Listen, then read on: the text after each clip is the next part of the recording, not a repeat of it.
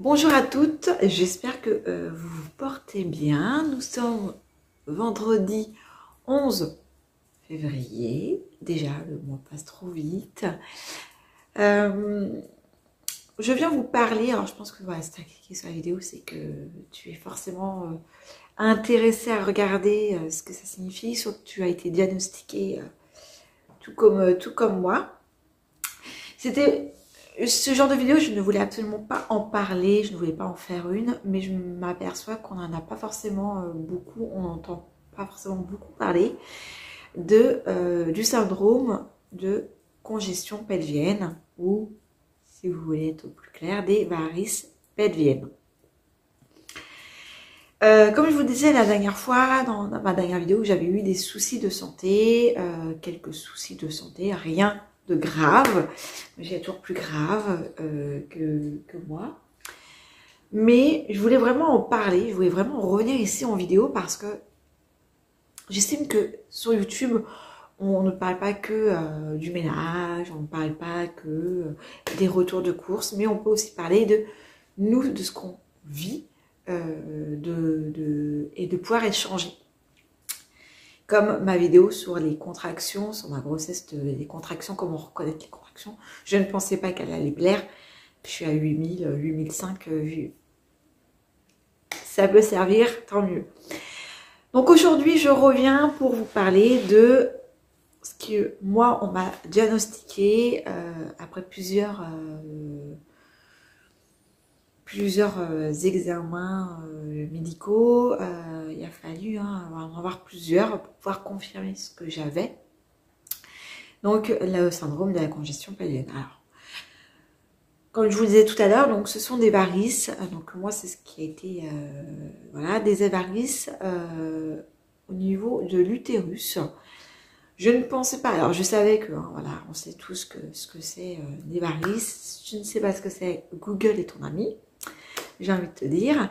Mais effectivement, j'en avais entendu parler des varices qu'on pouvait en avoir sur les jambes, etc. Donc bon, soit. Mais je ne pensais pas qu'on pouvait en avoir au niveau de l'utérus ou même au niveau des ovaires. Moi, à l'heure d'aujourd'hui, à l'heure où je vous parle, j'en ai seulement, je vais dire seulement, c'est déjà quand même bien, au niveau de l'utérus. Après plusieurs examens, comme je vous ai, on a bien vu que j'en avais pas qu'un peu, mais j'en avais bien, hein, elles sont voyantes, elles sont bien là et je peux enfin me dire mes douleurs sont dues à ça. Par où commencer? J'ai commencé à avoir des douleurs en août, donc oui, août, septembre, octobre, novembre, décembre, janvier. Ouais, décembre, janvier, un peu plus de 6 mois que j'ai des douleurs. Au niveau, voilà, au niveau du bas, que je suis très fatiguée. Je vous disais, il y a certains moments que je ne voulais plus filmer parce que j'étais fatiguée. Alors au départ, je mettais ça sur le dos de j'ai repris le travail, donc c'est pour ça que je suis fatiguée. J'ai repris un rythme de travail. Et le temps, le mauvais temps, etc. etc. Et en fait, pas du tout. Voilà, mes douleurs, voilà, j'ai des maux de tête assez conséquents qui sont là, donc des maux de tête. De la fatigue, mais quand je vous dis, je suis très fatiguée, à 19h30, je suis au lit, quoi. Je fais 19h30, 7h, 8h du matin, avec un superbe... moi, la nuit, très chaotique. Et ça, c'est pareil, je vous en parlerai un peu plus tard. Donc, fatiguée, des douleurs en bas, des règles qui ne sont plus des règles, que je suis complètement déréglée, alors que je suis une personne qui est très réglée, très réglée de base. Et là, je ne le suis plus, donc je me suis quand même posé pas mal de questions. Des douleurs, voilà, des douleurs continuellement. Donc au départ, j'ai pas voulu m'alarmer plus que ça. Je me suis dit ça va passer et voilà. Et arrivé au mois de novembre, J'ai mon conjoint, c'est toujours pareil. Je suis toujours très fatiguée. J'ai des maux de tête à me taper là, des fois la tête contre le mur. J'ai des douleurs. Je suis pas forcément très bien. Puis il me dit, bah va consulter. Je me dis, bon, oui, je vais aller consulter. Donc je vais voir premièrement mon médecin.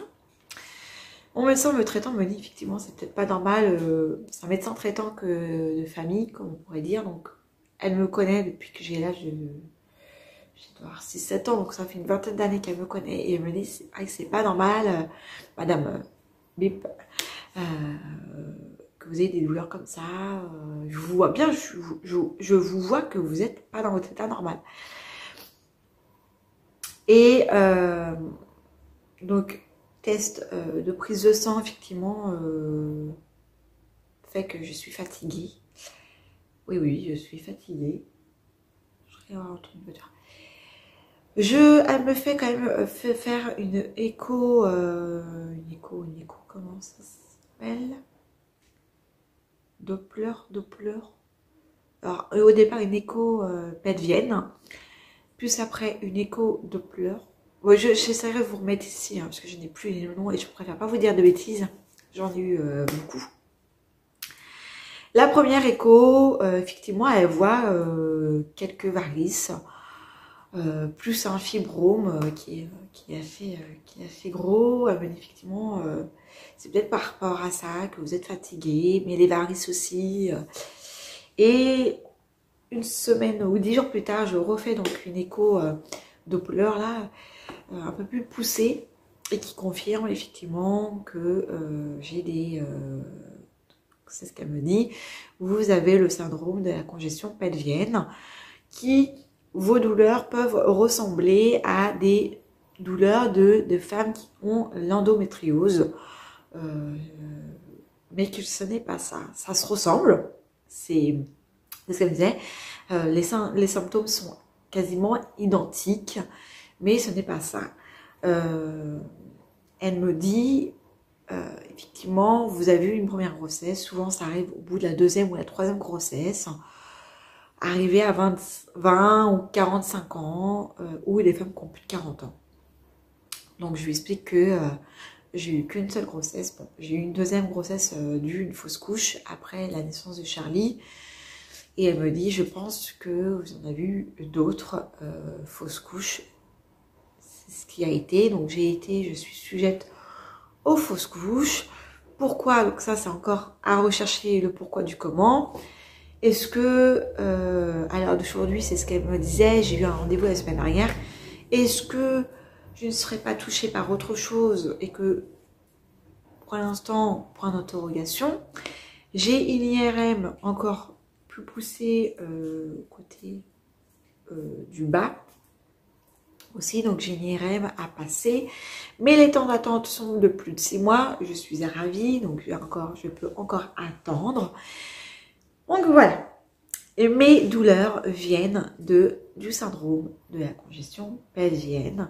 On n'entend pas souvent parler, c'est une maladie dite rare. Je pense pas, je pense que bien plus de femmes peuvent être touchées de ce syndrome, bien plus qu'on peut le penser. Et comme elle me disait, je suis une jeune gynécologie et gynécologue. On entend beaucoup parler, on étudie beaucoup sur ça et effectivement, vous êtes touché par ce syndrome. Il n'y a pas de médicaments, il n'y a pas de traitement par rapport à ça. À part si ça continue encore plus et ça m'attaque et ça remonte bien plus. Là, oui, je peux être opérée en quelques guillemets pour me les enlever, mais elle ne le souhaite pas parce que j'ai 27 ans et que nous souhaitons avoir un deuxième enfant. Et que bah, on ne veut pas bousiller nos chances en quelque sorte pour faire des tests un peu plus poussés pour me les enlever. Donc voilà. Donc si vous avez des douleurs et que personne ne vous en parle, n'attendez pas. Voilà, moi j'ai trop attendu pour attendre. J'ai un traitement du fait de la fatigue, le fer, etc. Mais n'attendez pas. Vraiment, n'attendez pas. Suite à tout ça, voilà, on peut un peu plus en savoir par rapport du fait que c'est pas ce n'est pas une maladie, c'est un syndrome que toute femme peut être touchée, dû à des grossesses, dû avec l'âge, et qu'il n'y a pas forcément de traitement. Alors, moi, on m'a dit, voilà, si vous avez vraiment mal, vous prenez des inflammatoires et ça suffit. Chose que je ne fais pas, je n'ai pas envie de me bourrer de médicaments juste parce que j'ai mal. Si j'aurais vraiment mal, vous allez me dire, mais si t'as vraiment mal, tu le fais, mais j'ai pas forcément l'envie parce qu'après, je trouve que on s'habitue et c'est pas ce qu'on veut. Donc voilà. Moi, ce que je voulais vraiment vous en faire part parce que mon premier gynécologue, lui, alors je l'avais vu, hein, lui ne m'avait rien dit. Elle aurait pu me dire, bon, vous en avez, il n'y a pas où s'enflammer, c'est pas très grave, mais à consulter dans l'avenir, quoi. Il ne m'a rien dit de tout ça, rien dit du tout.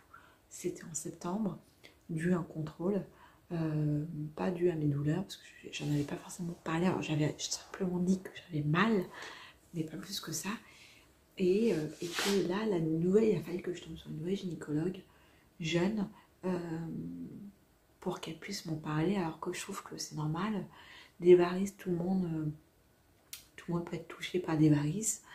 Et ben, je suis touchée par des varices à cet endroit-là, donc au niveau de l'utérus. On peut toucher aussi au niveau de l'ovaire, comme je vous disais. Mais je me dis,